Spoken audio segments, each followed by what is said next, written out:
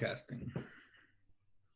Hello, everyone. Welcome to the Hunger for Justice series. We see people entering the room here. This is the 8th episode, and we are honored to be speaking with the Black Queen Bee, Samantha Foxx, of Mother's finest urban farm in North Carolina. And thank you to AnAkA for guiding us through today's conversation. Just to quickly go over some housekeeping for the session, the chat box is going to be populated with links throughout the show, including ways to follow and support both of the speakers. The last 10 minutes of the session will be for community questions, so we encourage you to submit those questions. Due to time, we'll not be able to answer every question, so if you submit them in early, we'll be able to answer them, and Samantha will be able to speak on the topics that you are curious about. This session is being recorded and will be uploaded for public viewing on the AGC YouTube channel. By registering to this episode, you'll receive a link to the public resource folder with follow-up information, as well as the link to a community dialogue that we hold weekly to hold space, hear your voices, and reflect on the knowledge we are all learning. A Growing Culture is a nonprofit organization advancing a culture of farmer autonomy and agroecological innovation. We thank you for joining us today. And now you'll be hearing some introductory words from founder of A Growing Culture, Lauren Cardelli. Thank you, everyone, for joining us. It is an honor and a pleasure to introduce Samantha Foxx, the farm mother of Mother's Finest Urban Farms in Charlotte, North Carolina. We're in Winston-Salem, North Carolina. I'm sorry to cut you off. Winston-Salem. Winston-Salem. Yes.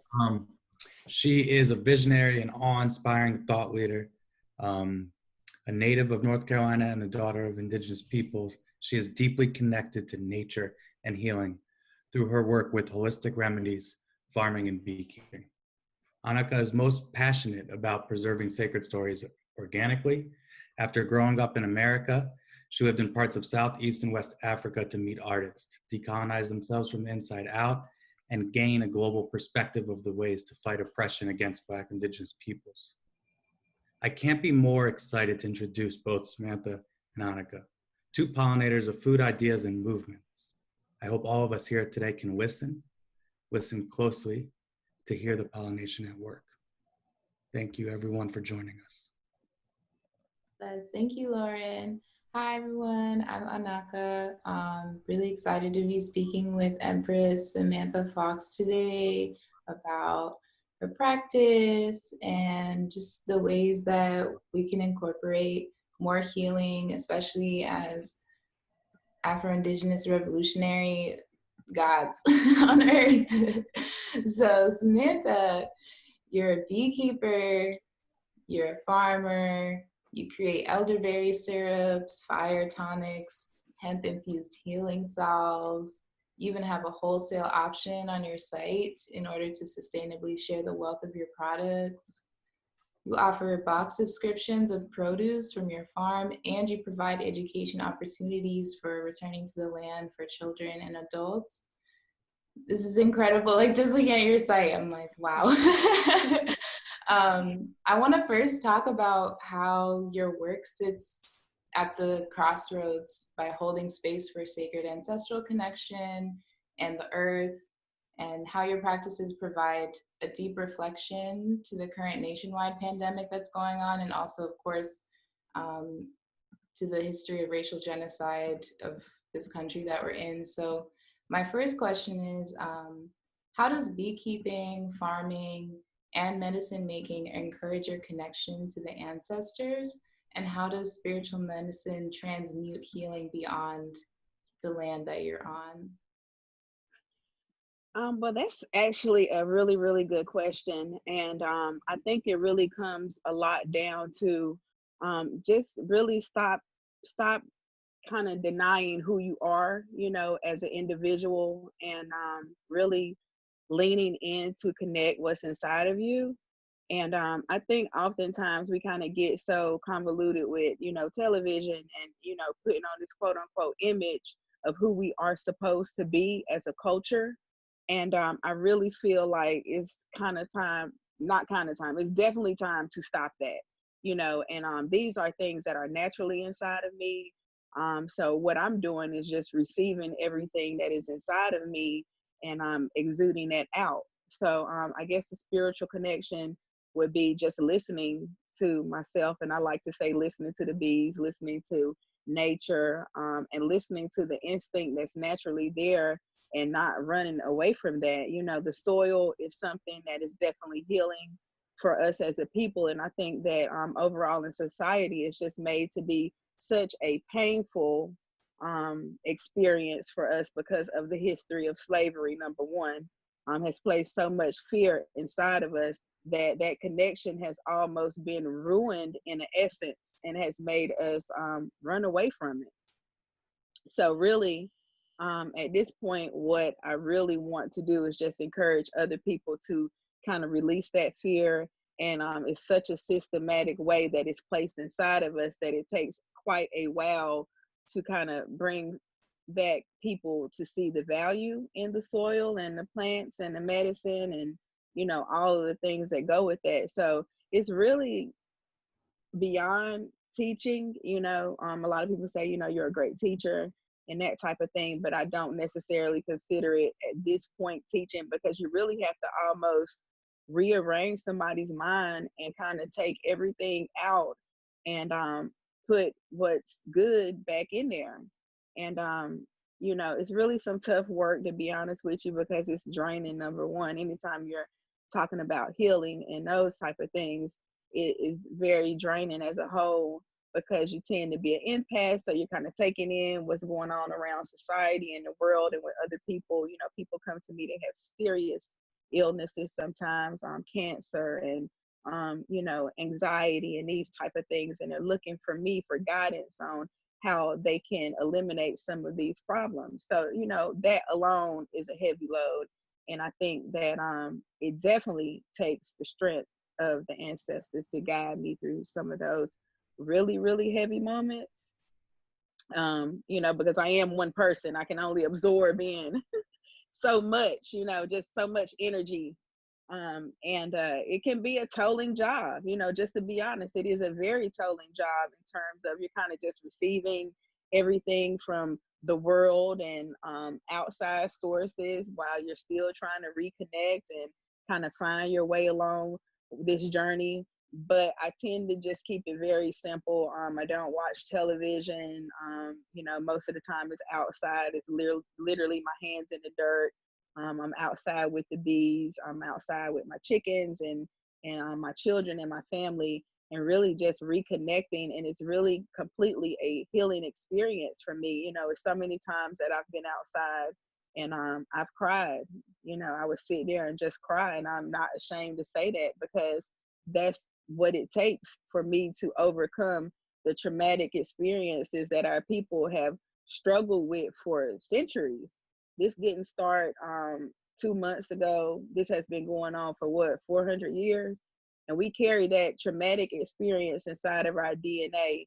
And it's a heavy load. We're already almost in such a way, if you cannot get back to a certain mental space with connecting to that land, is you almost set up to kind of lose in this whole equation of the way society is built in the quote unquote American dream. But I'll pass the mic back to you, because I don't want to be too long-winded with my answers. No, I think that was a perfect answer, and I think it really touches on so many important elements of why it's so, just the way we relate to the land because of our history and the way that we need to return to it. I love that you talked about that, because it's highlighting how you're able to use our ancestors' pain and also their power as a way to transmute your healing, transmute your healing into the land and transmute your healing into your community, and keep it moving, really just keeping it moving, keeping it going, because we've been doing this, Yeah, we've been doing this. This is not new.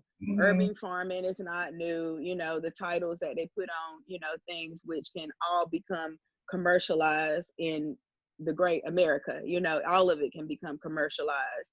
And this is something that I believe that, people say, well, what book should I read for this? You should tap into your DNA. You don't need to go out and, so to say, get this degree or master's degree in agriculture. That's inside of you, So the first thing I say is go outside and throw the book in the trash can. Go put the book in the trash and connect to what's inside of you. Don't run away from that. It's all right there. And, you don't have to go out and feel like you're accomplished or an accomplished farmer because you went to NC State or, you went and got a degree at A&T in agriculture. Of course, that's what people want to see to make, you feel like you're being quote unquote successful. Once you got that piece of paper and you hold that piece of paper up, then everybody's like, oh, wow, you've arrived now. You're there. Mm-hmm. And just for me personally, I don't really believe in that. I believe that this is something natural to me. I don't believe like I'm, a better person because I flash my degree out and I say, oh, wow, look at this piece of paper. And I'm, this is my title. And that mindset has really just got to go away from us. And we really need to just, like I said, get back to the real side of it all, that this is inside of us. We're all natural at doing all of these things, but when it's suppressed, then it's no good for us. Mm-hmm. Sorry about that. No, you're fine. No, I totally hear what you're saying. I'm so glad you brought up the issue of institution too, because of course, being descendants of slaves and also just being American, even if you're not a descendant of a slave, we're all under the institutional perception of like what it means to live a life and to be successful and, to be present for your community. And I feel like often it's just misconstrued with being present with your community means having a lot of money, but that's actually not aligned with what's sustainable for our planet and sustainable for our community. But so look at where we are now. I mean, look at where we are right now in this present day, going through a pandemic. I mean, how many celebrities can you call and ask for a CSA box full of food or eggs or any of that type of stuff? None. Mm-hmm. So it really put people back in focus that what really matters are real life skills, number one, and that goes along with their children. Number two, just like you said, a sustainable life and what you can provide in terms of being self-sufficient for yourself, the resources you have. I would rather have a friend as a farmer instead of a rapper. I don't want to rap. I can't eat raps at night. My kids are not going to eat rap songs at night. It's just not something we can do. So, when I start thinking about the reality of the situation and what I need to actually survive, then that changes the scope of everything. And that's why all of this whole movement with the Black Queen being so vital is because we get to see somebody truly 100% being themselves and being a leader, standing up for community. Like you said, it's not about being rich or famous or any of that type of thing. It's about real shit now. I got to just say it, real shit at this point. It's about real shit. And we all need to wake up and see that, nothing is changing today about the situation. Actually, it's increasing with the amount of people who are getting sick daily. So food is health. That's health. Food is health. And I really think that community health should be addressed as a whole and not, in the levels of putting it into the hands of some of these institutions and systems. And that comes by connecting and growing food together and beekeeping and chicken keeping and caring for the land together. That's healing as a community. And I love everything you're saying, because it's all about returning to the source. And it's always been about returning to the source to heal, but now we're kind of in this space where the globe is understanding its urgency, and it's also understanding the urgency of how the system we're in that's based off of slave labor to this day is still depending on pulling us away from source and pulling us away from community and pulling us away from where we find healing, which is in the land and in each other, and really just being aligned with our purpose and what the Creator brought us here to do. I really like this quote that's I hear all the time. I don't know who said it, but it's that we are a microcosm of the macrocosm. You know, like we're all reflections of what's going on the larger scale. So that's why it's so inspiring to speak with you about this, because you're embodying yourself to such a full purpose that a creator brought you here to do, that it's literally it's just rippling out into your community, a super ripple effect. Yeah. So right now, today, when you woke up this morning, what does being on the front lines of the healing revolution feel like right now? Like, I really feel empowered by all of it. I'm really thankful, number one, that, I'm able to walk into this purpose and I have the strength to do it, and I have the mindset to be able to take on such a job. So I feel fantastic because I know that I am truly blessed. And I know that I'm thankful for the opportunity to be able to teach other people the importance of this, and people actually receive the message. And like you said, when you're doing something with purpose and with heart, it exudes out and nothing can stop that. It's like a rainbow. You can't once it rains and the rainbow wants to shine, that's what's going to happen. And I kind of feel in an essence that's what's going on now. And trust me, it has not always been this way. And I don't want to paint a picture that everything's been perfect, or it's some like scripted movie, because that's just not true. But I truly believe that no matter how many times you get knocked down in life, just stay on the path, and eventually you will definitely find your purpose, and you will be able to walk in that purpose and use all of your gifts and talents and spread that out everywhere. So I definitely think it's a personal thing. Nobody can really tell you to do that or teach you how to do that.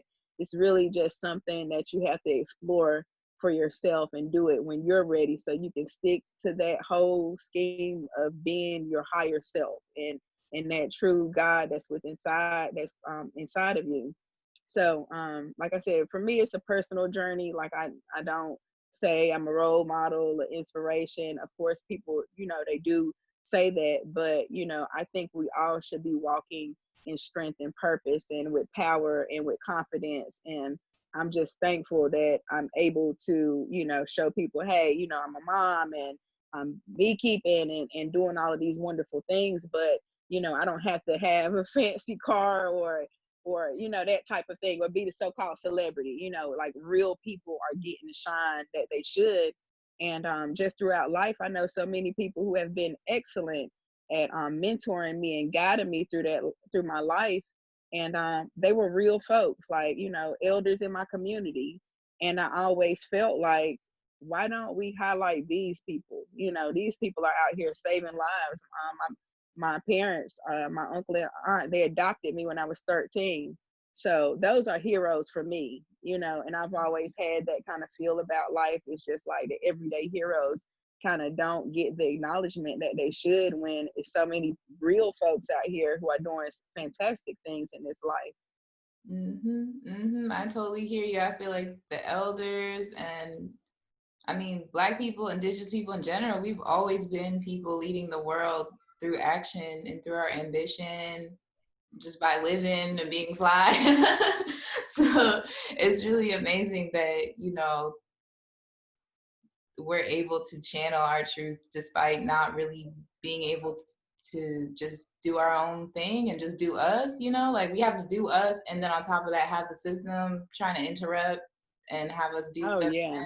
So, it's really reassuring to hear how you feel. And I'm just wondering, like, do you think the world now is ready to have, especially Black, Indigenous women lead it actively? And if so, like, how do you dream about this manifesting besides, in addition to what you're already doing? Honestly, I think that the world is definitely ready now, and it was something that the world needed, was that it really needed the whole scope of the feminine energy, and that's just universal with the Black, with the Black woman. I call it the universe. And the whole universe needs to open up. This is beyond Earth. This is the universe needs to open up and come down here and pour some of its magnificent star power on us right now, and sprinkle some of its magic down here. And that's what's happening. Feminine energy is so powerful and strong and so healing and therapeutic. And I call it Mother's Finest. I say it's like a big set of arms wrapping their arms around the whole entire world, and everybody's feeling some type of burden right now. Be it doesn't matter what color you are, how old you are. The animals are feeling burden right now, and it's like the mother, like I said, just kind of wrapping her arms around the whole world, and people need that right now, that kind of comfort, and say, okay, who makes you feel comforted, and like your grandmother, Black grandma, just hugging you and saying, come here, baby, it's gonna be okay. And it's kind of that whole vibe that's going on right now. And people have been so receiving of the message that I really truly believe that the time was now, with everything that transpired and took place in the course of me getting onto this track. It was just like divine timing. I had no idea I would be doing any of this. I didn't have a goal when I was a kid in the book, like I'm going to be a farmer, or I'm going to be a beekeeper. And I definitely didn't see, it being taken on. It's just really gone global. People in Paris are messaging me, in Canada and Toronto, and just all over the world, Africa. And I'm just telling my husband, I'm like, can you imagine somebody in Africa's at their table, like, look at Mother's Finest? And I'm like crying and just so excited and overwhelmed by all of it, but still, just being full of purpose, because you don't want to get too sidetracked from anything. And, I've kind of been here, we've been here, and we need to not get sidetracked from that. We've been here, and we're just kind of like welcoming everybody right now, which, we're happy that they're here, but, you still want to stay focused. It's pretty much what I'm trying to say. You want to stay on your path and not let, too many things kind of disrupt you from getting off that path, if that makes sense. And then, of course, number one, staying true to yourself. I'm not going to change Samantha to appease the world or anybody else. That's just not my style. And it really is hard for some people to kind of walk that walk, because we want to have that Instagram image, or that social media image, and you really just get tired of it. It's like, really, you want to say, mask off, everybody. For real. No, I feel you. I feel like, yeah, just touching on how black power in general, especially Black women, have the superpower to, make people really care, make people really understand that, like, we're in a time where, hello, we need to pay attention. But say that, sis. Hey, we do. Yeah. We have that way of just making, everybody feel in such a way that it's just so motherly, but it still can be assertive and say, listen, mom, I have to give you a little pop universe right now, world, but we're gonna get this right. Sometimes you have to be, assertive and say, hey, this is not right. And then sometimes it's loving, and that's the whole idea of the mother. It can give you all of those things through the food. It's comforting, the hugs, the natural wellness products. And that's what I see with Mother's Finest. It's not just one thing, it's just a whole list of loving things that a mother can do. Right, because moms hold it down in all the forms, in every element. Yeah, I love the way that you incorporate the concept of being a mother with, of course, Mother Earth, but also what you were just explaining of, like, holding all these elements of healing, because healing comes in so many forms. And I also love earlier how you touched on the concept of discipline as well, and like sticking to the rhythm that you kind of already. I would love to talk actually a little more on how you got into farming, because I feel like the beginning intentions of practice is usually what kind of continues the momentum of the discipline down the line. Like, did you start with beekeeping first? Did you start with like farming how did it all happen?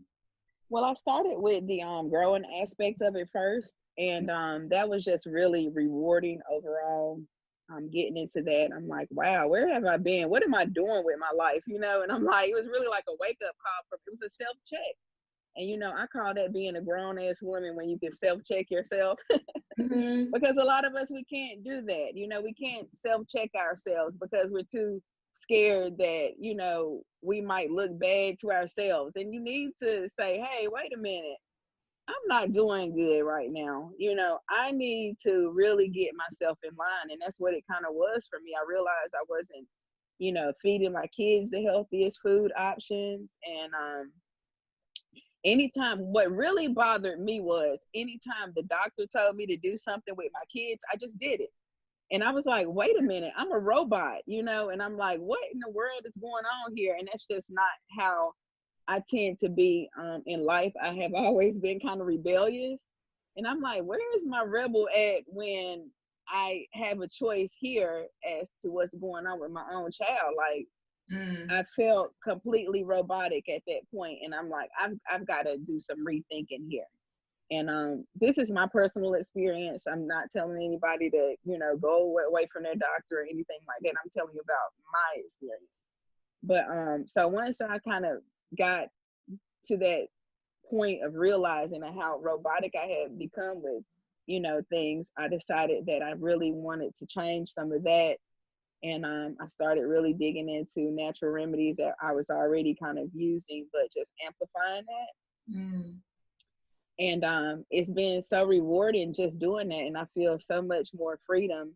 And I feel much more in control over my own personal life, which I do think you can't easily lose control. Like, I mean, as a mother, I think you should always research. Even if a doctor tells you something, I think you should research what they're telling you and not just say, yeah, okay, let's do that. It might be another option that you have no idea about, but because, like I said, with the systems, you do become very robotic with your actions and tend to be the yes girl and the yes man.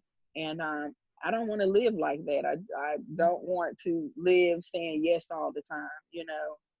I want to be able to have some sense of control and be able to say, wait a minute, no, I'm not going to do that. Let me go and research, and then I can think about what decision I want to make here, because as a parent, I still essentially do have some power over, my child and what goes into their body, etc. So it's really, like I said, it's really just a big self wake up call, and realizing that, certain things I just don't desire to do in my life. I want to have some sense of freedom here on this earth, and the soil is a big part of that freedom. Reconnecting there, because a lot of people don't have the courage to go back out there. Yeah, I love that you're talking about, taking action in terms of just things that we're told to accept, because thinking about the history of our bodies being seen as literal physical transactions, it's interesting seeing how the health system is also treated as, a transaction where you just kind of go and take something or give it, as if you're at the store. But I that's exactly, yeah, it's so scary.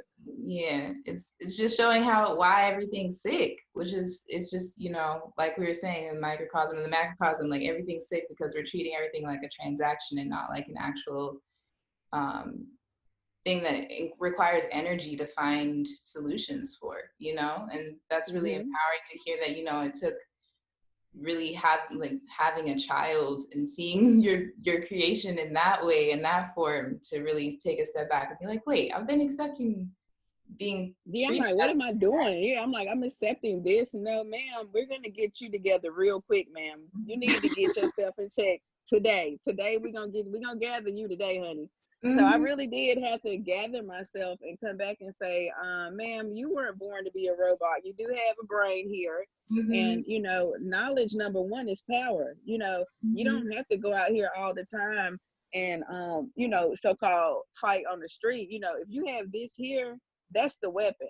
And, that's the weapon there, is your mind and what you put inside of it.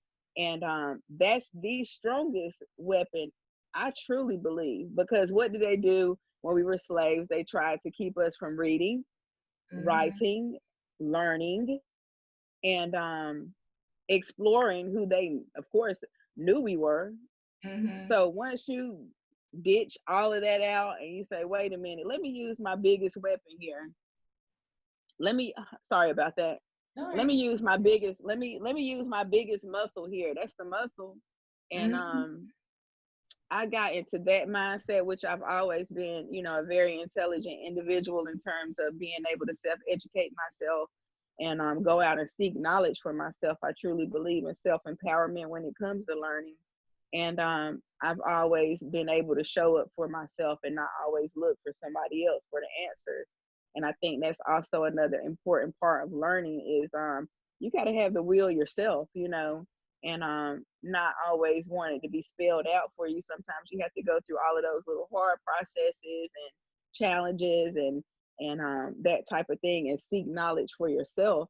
And then I think along that road you end up finding all of the right people that are going to come into your circle that are going to really enhance what you're already trying to desire in terms of education or spiritual guidance or just a whole reconnection of relearning.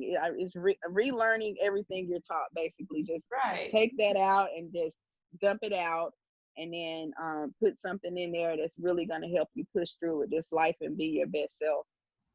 Right. I love that you also touch on that again of the concept of, being born in the system. We're definitely colonized mentally in certain ways just by going through certain types of education and like people putting us through certain systems. So it's important to kind of like really look back at ourselves and decolonize ourselves in the way of taking out what's literally eating at us or what's creating some sort of unhealthy patterns.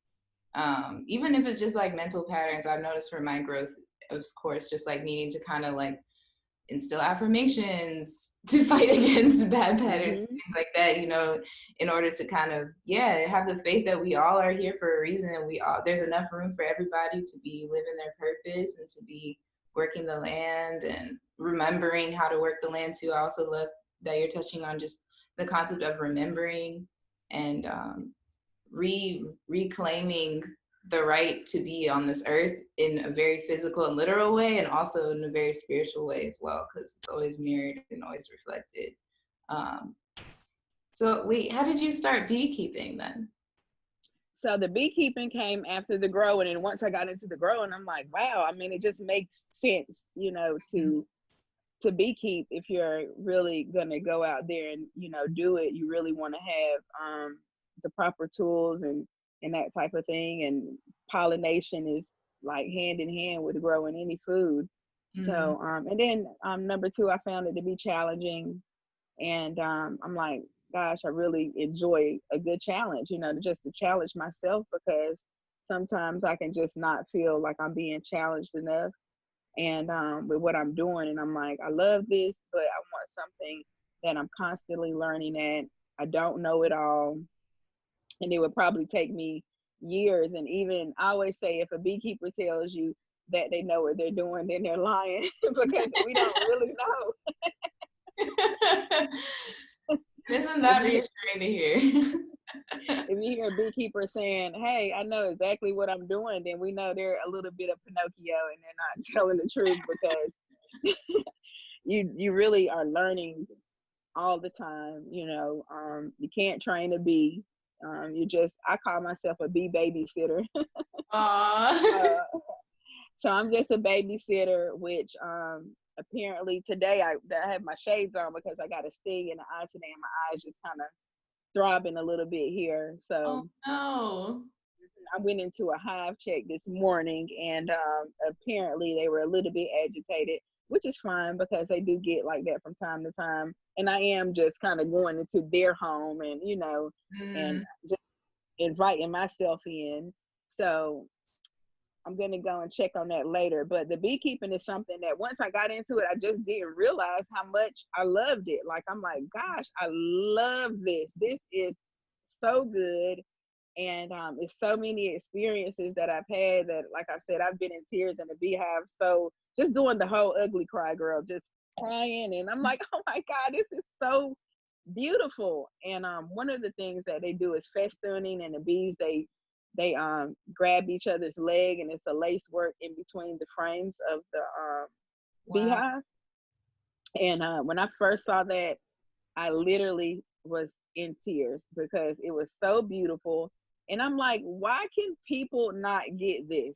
If a bee can do this, what's wrong? And it really just kind of, clenched at my little heartstrings, and I'm like, wait a minute, this is the absolute most beautiful thing I have ever seen. And they will make a long chain. It's long, and they Wow. grab each other's leg, and they just hold on to each other.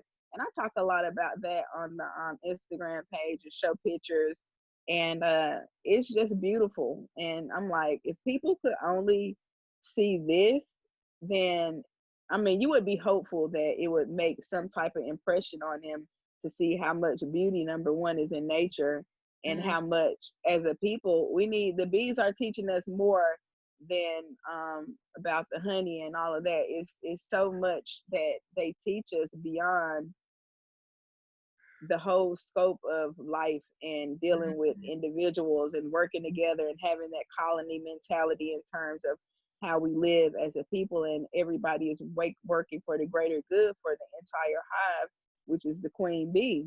And mm, you have the worker bee, and then you have the fanner bee, but no job is not important. All the jobs are important. They're just as important as the queen. So I like to kind of relay that message too, that, even though you might be it's like if you're the janitor, then the janitor is somebody people might look down to, but essentially they're a vital part of the school operation and the school day and that type of thing. So the colony mentality, we need the colony or the hive mentality. I really love that you're touching on this, because I feel like a lot of what you're speaking earlier too, even in terms of like not watching TV and focusing more on being in the earth, not like everybody has to be that extreme, but I feel personally that I'm usually also that extreme. But just in terms of like stripping away distractions and really focusing on the things that are true creation, like even if you don't believe in God necessarily, you can believe in that concept of creation, and just like how things naturally create together and how things need to come together in order for creation to even happen. I can totally relate to the feeling of just crying at the beauty of nature, because it's so It's amazing that gorgeous. and we're given so many distractions every day, like, oh, look at this clothing or look at these things. And it's like, why are we always having to be fed what we're told that we want, when really all we want is to just experience creation in its most pure form, which is outside, So I Exactly, really feel you. exactly.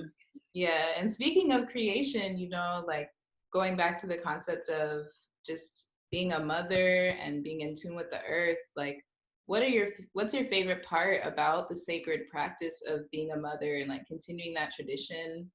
Not even tradition, just that creation cycle. Well, I mean, it's so many different layers, but right now, lately, what I've been just so fascinated by is just watching them grow, and with the world the way it is now, of course, I mean, it's no secret I'm a Black woman. I have two Black males that I'm raising. And just every day, I'm like, when I see them smiling and they're so happy with everything around us that we built, I mean, that's just beautiful now. And I'm like, just make sure you're slowing down and enjoying all of those moments because they're so precious. So, and then you see how their minds work as they get older, and you're like, wow, like they're really thinking through things, and using that weapon, I said, the mind, and equipping that with actual knowledge. And I'm like, when we're outside, I'm like, why do we compost? Or why do we give the chickens layer feed? And they're like, well, we give it to them for this reason. And they can actually articulate and understand the process of why we are doing what we're doing. And it's not like, oh, I just throw the feed out here every day, or no, we just go and grab the honey and that's it. They're understanding the process. And I Mm-hmm. just think that's so important to for them to take throughout their lives, because they really have some tangible things that can help them be responsible adults in society.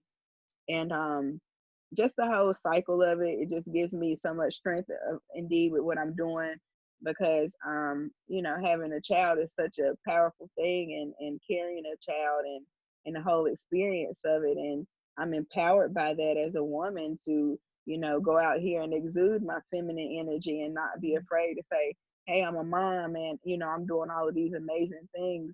And I think that it makes the whole situation even more wonderful, and Mm-hmm. even more inspiring and encouraging to other women that they also can walk into these same shoes and do some of the things that they might have think that they didn't have an opportunity to do because they had children.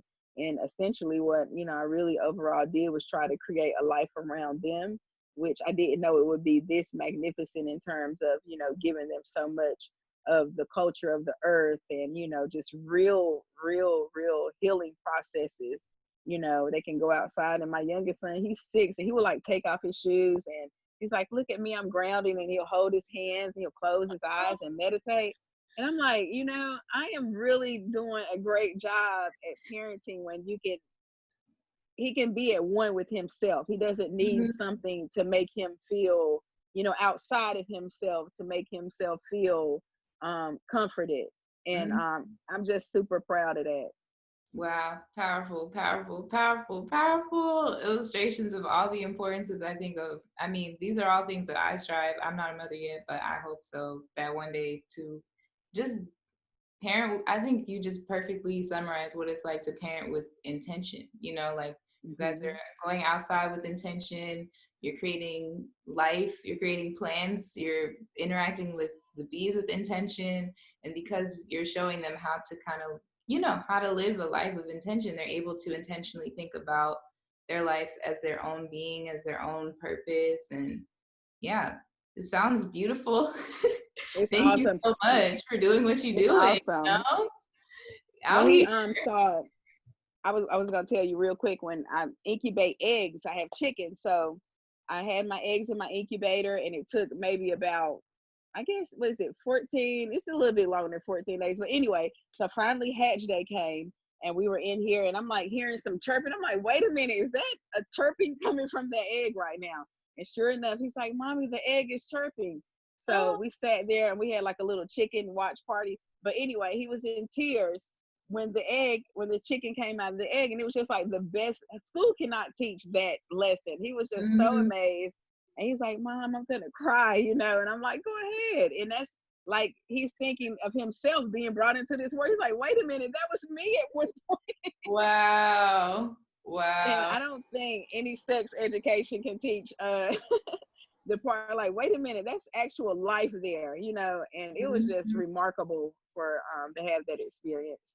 Wow, that warms my heart thinking about it too, because I've lived in a lot of places, but living in New York especially was so interesting to me to see how the schools were built. Like the windows are very small; they look like prisons, and They look like prisons. it just makes me sad to think about how our kids have to be inside, away from the earth all day in certain places, and it makes me feel really good to hear that you're right. Like you can't learn how life happens by being inside all day. You have to go outside, you have to interact with the plants, the animals, and the earth. It's like the best way to interact and the best way to learn about creation. And just thinking about the ways that he was able to download all that information just through that experience is breaking so many curses of what they've been putting us through for generations by keeping us away from everything. But you already know it. I don't gotta explain to you. Oh yeah. I definitely know. So we homeschool our kids. So we really want them to have the values that we carry, and it's just been an amazing journey. And I'm so glad that we have the opportunity to do that. And I know some parents, they don't have the opportunity to homeschool because they do have to go out and make a living. But I really believe that that's a step that in the future that we all should be making with our children, because it's just simply not made for us. And especially Black males, they have such higher rates of depression and suicide, and they face racism in the school system 3 to 4 times in one day. And it's just really gotten to be to a point where I definitely don't want my children, for instance, to feel like they can't be free to use their minds. So that was a big part of my reasoning for homeschooling. Bless. Well, I give thanks for being able to speak with you today about all this stuff, because I feel like it's all the things I'm striving to do right now. So it's really cool to speak with you and just hear just what's really going on the ground, and how you're able to manifest being a mother and also tuning into your life purpose of being with Mother Earth and practicing the medicine of that. Like everything in that is medicine in itself, so give thanks. But you Um, are a radiant young lady, and I'm sure you would do an amazing job with whatever you decide that you want to do in this world. And I just see the sun. You have a halo just glowing, and just Thank see you. all of this beautiful Black girl magic out here in this world. So you know, you just Hmm. always remember that that feminine energy is just shining, honey. I love it. Right. Yes. Gotta remember to just let it shine. Don't let Let nobody, it shine. bring it down. Period. Hmm. Okay. Period. So I'm gonna see if there's questions. Because we have Okay. about 15 more minutes. Are there questions from our community? Let's see.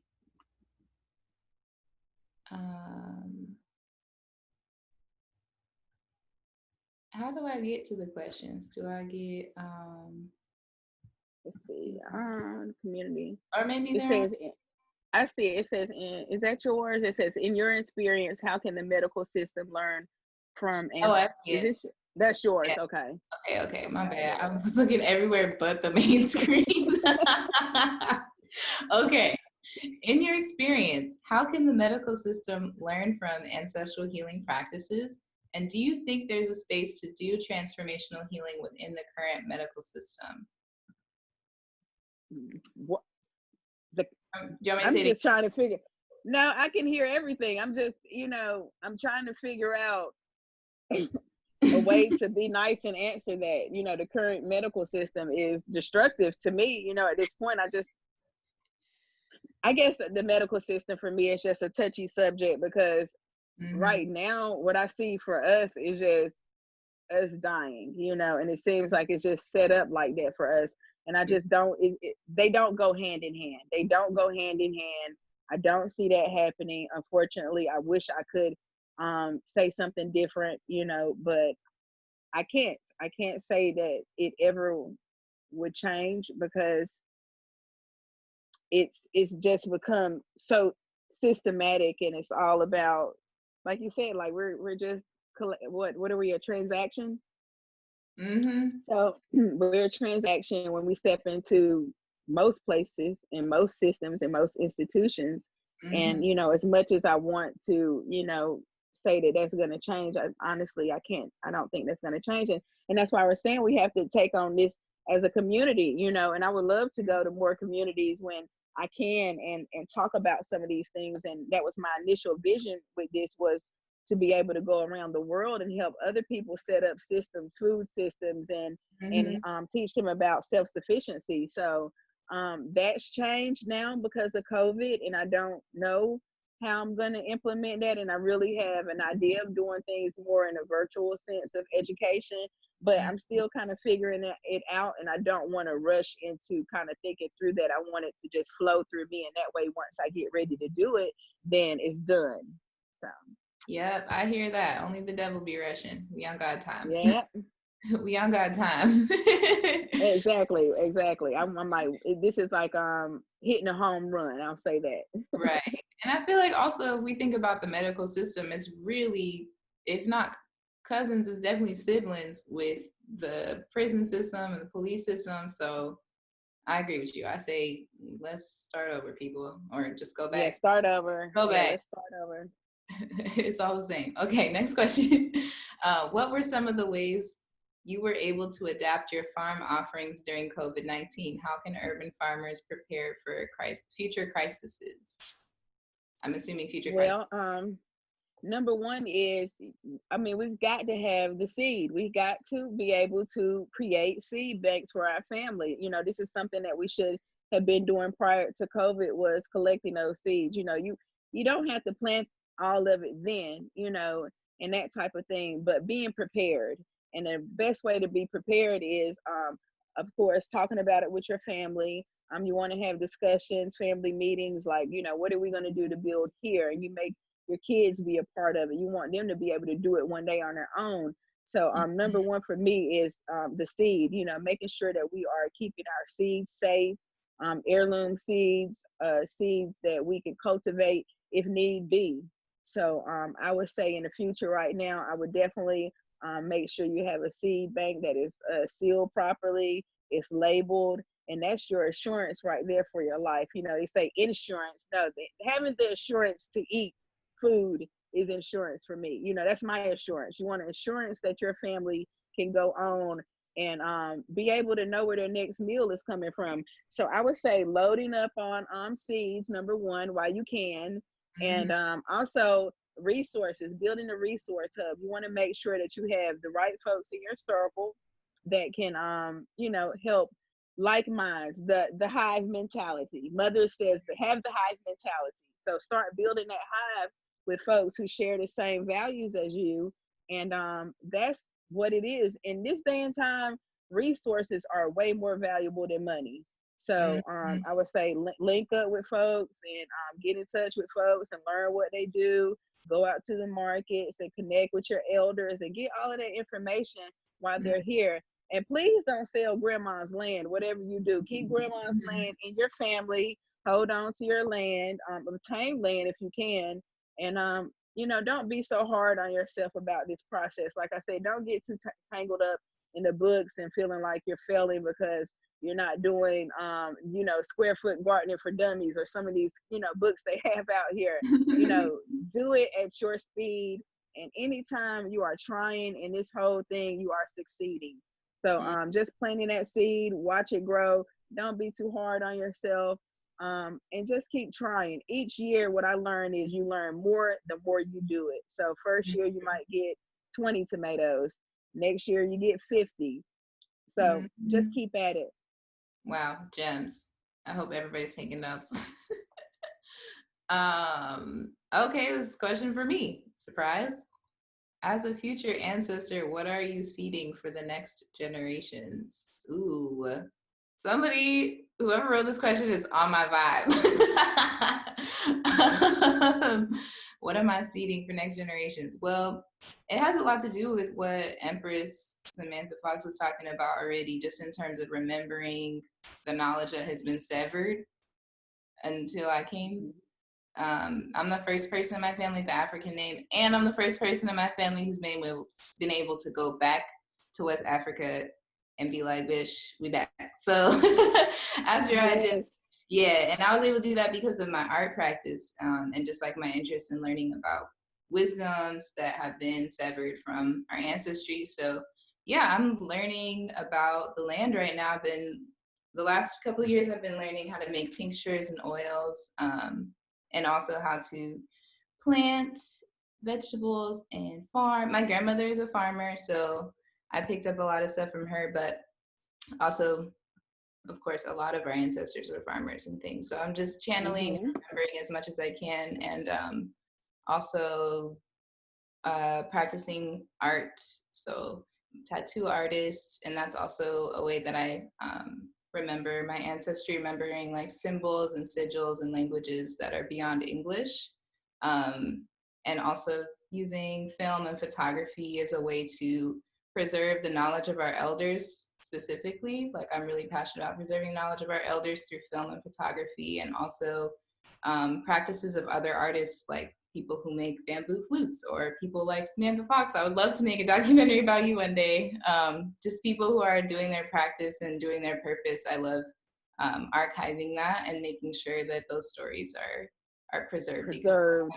Yeah, a lot of our stories have been exploited or just completely erased. So because I came not knowing anything about my ancestors, I'm doing my best to just help preserve what we know. Yes. Okay, so this question's back to you, Samantha. Can you speak about reclamation of natural healing as a process of decolonization? I feel like you talked about a lot, but you can talk about whatever you want with that.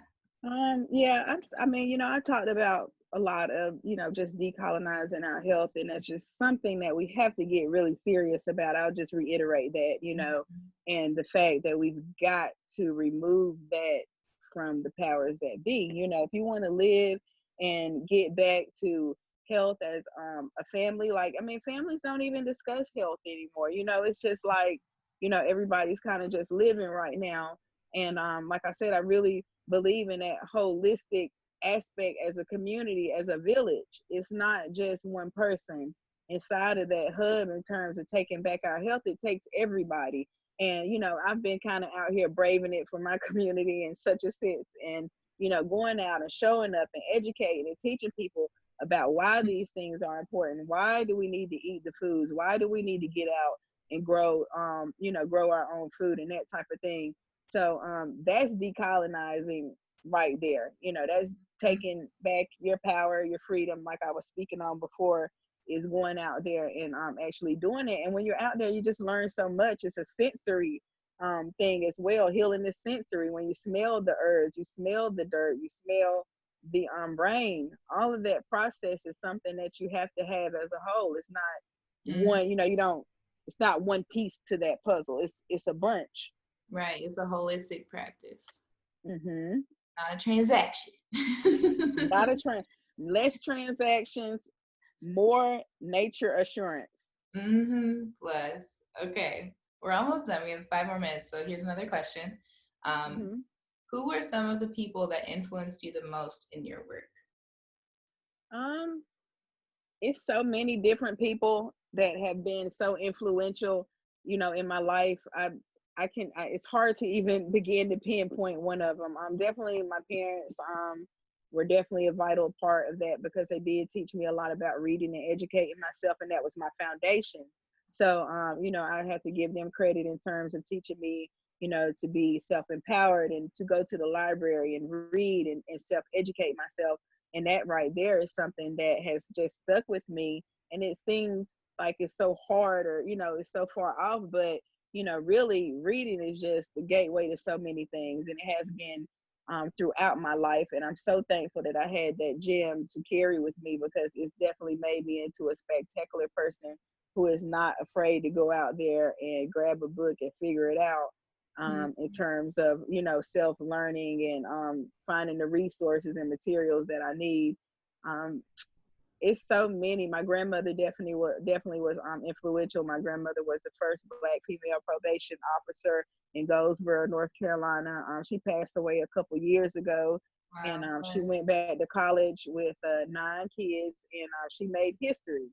So, you know, I'm like, if I can be half the woman she was, then I know that I can walk with strength and courage to take on the journey that I'm setting out to do. Wow, bless. Shout out G-Mom, legend. Yes, a straight legend.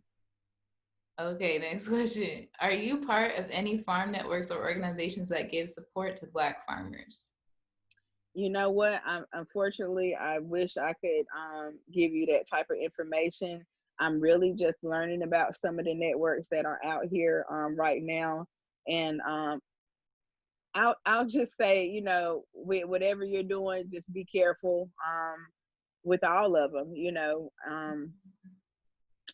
just be careful. You know, do your research with what you're doing. Read anything, materials that you get from these folks over, and you know, just do what your heart tells you to do in terms of, you know, trying to gain financial support, if that's what you're essentially trying to seek out here. It's not a lot out here for us, which is really ridiculous and horrible that it's set up that way. But I just truly encourage you to really empower those folks around you in your community that see the value in what you're doing. And sometimes you can move mountains that way. So I definitely believe in power to the people. Yes, that's great advice. And yes, power to the people. Okay. Yes, ma'am. This is the last question. What change would you like to see in North Carolina specifically in the next few years? In North Carolina, I mean, it's so many changes that need to happen in North Carolina. Make marijuana legal would probably be one of them. Hey. Make marijuana legal, because it's agriculture. If North Carolina is a state of agriculture, then why are we like 30? We're like in the early 1900s right now. And it's ridiculous, because it is a way for farmers to essentially make income. And it's the same thing with the hemp industry. So I'm just gonna have to keep it a buck and say, make marijuana legal, North Carolina. and let some folks make some money. Let the farmers really be able to have something tangible to give to their children and pass down to generations. So that's one. You know, I don't really see North Carolina in terms of its racial climate. I think that would take a long time to change. It definitely is another thing that needs to change in terms of how it's moving forward and progression, because I definitely don't want my children to grow up, having to encounter some of the things that I have in North Carolina in terms of, racism. It is still very alive and well. And, some of the privilege is just very, very, very, very prevalent that I've found during the COVID-19, and I'm like really blown away by the white privilege that people in North Carolina feel entitled to. So definitely the privilege needs to be toned down some. We don't need to be tone deaf and act like, it's not a situation where we have been pushed out of so many industries in North Carolina, especially number one, blacks in farming has been a pretty disgusting path. So hopefully I'm blazing the trail for somebody else to go forward and do amazing with their journey in farming. Yes, thank you for blazing the trail, Empress. I'm so trying, sis. I gotta let it on fire sometimes, but by the time somebody else we need the fire. all the fire. Blessings. Well, thank you, everybody. That was wonderful and so educational. I hope everybody was taking notes, and I hope everybody heads to your website where you can get some medicinals. You can sponsor hives, buy CSA boxes. It's about coming together as a community and supporting the amazing work that Samantha Foxx is doing. Thank you so much for this privilege to be here and listen to your story. I want to say, please share the series. Please share this amazing episode. And on Monday, we have a community dialogue where it's open, come in, visuals on, so we can see each other, talk and learn and unlearn. This is really important for all of us. And just as we wrap up, I think it'd be wonderful if each of you can have a closing statement. So thank you. Okay, I'll go first. Wow, everyone, I'm amazed by Samantha Foxx. I'm a big fan. Yeah, and awesome, sis. That's my closing statement. So I guess my closing statement would be, I have a quote that I love by Octavia E. Butler. And let me get my mind here together. It says, all that you touch, you change, and all that you touch, you change, and all that you change changes you. And just go forth and be great, y'all. Thank you so much. This was wonderful. This will be posted on YouTube for everybody, so please share it. Thank you so much, Samantha. Thank you so much, AnAkA. It's been a pleasure. Thank you. I had fun, y'all. Bye. Stay in touch, AnAkA. Okay, yeah, I'm gonna hit you. Okay. Peace. Thank you, everyone, for joining in. I will keep the session open for just a minute more. We're downloading the questions that haven't been answered, and we'll circle up with Samantha and AnAkA to answer those for you. We thank you so much for joining today. You can follow along the series at